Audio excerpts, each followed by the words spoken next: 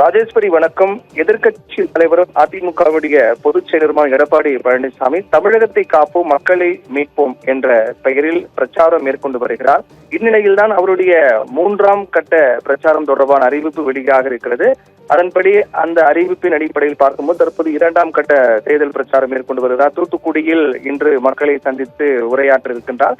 அதை தொடர்ச்சியாக 2ஆம் கட்ட பிரச்சார பயணம் முடிந்த பிறகு 3ஆம் கட்ட பிரச்சார பயணம் எப்போது தொடங்கும் என்ற அறிவிப்பு அதிமுகவின் தலைமை கழகம் அதிகாரப்பூர்வமாக வெளியிட்டிருக்கிறது.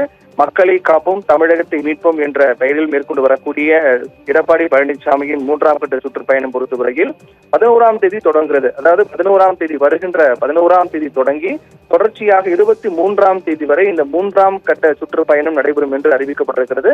அதன்படி வருகின்ற 11ஆம் தேதி கிருஷ்ணகிரி மேற்கு அந்த பகுதியில் தான் 3ஆம் கட்ட சுற்றுப்பயணம் தொடங்குகிறது.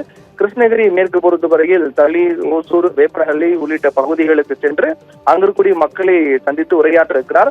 இப்படியாக 11ஆம் தேதி கிருஷ்ணகிரி மேற்கு பகுதியில் தொடங்கக்கூடிய அந்த 3ஆம் கட்ட சுற்றுப்பயணம் அதன் தொடர்ச்சியாக பல்வேறு மாவட்டங்களுக்கு சென்று இறுதியாக 23ஆம் தேதி என்று சென்னை புறநகர் பகுதியில் குறிப்பிட்டு சொல்ல வேண்டும் என்றால் செங்கல்பட்டு, கிழக்கு செங்கல்பட்டு, அதாவது திருப்பூர் பகுதியில் வந்து அந்த 3ஆம் கட்ட சுற்றுப்பயணம் முடிகிறது. இப்படியாக ஒவ்வொரு கட்டங்களாக மக்களை சந்தித்து மக்களிடம் உரையாற்றக்கூடிய அடிப்படையிலான 2026 சட்டமன்ற தேர்தலுக்காக தீவிர பிரச்சாரம் மேற்கொண்டு வருகிறார். மக்களை காப்போம் தமிழகத்தை மீட்போம் என்ற பெயரில் மேற்கொண்டு வரக்கூடிய இந்த பிரச்சார பயணத்தின் 3ஆம் கட்ட பயணம் எப்போது நடைபெறும், எந்தெந்த இடங்களில் இந்த பயணத்திட்டம் இருக்கும் என்ற அறிவிப்பு வெளியாக இருக்கின்றது. ராஜேஸ்வரி. ஜெயச்சந்திரனின் அடடா ஆடியோ ஆஃபர் 5 முதல் 70% வரை டிஸ்கவுண்ட்.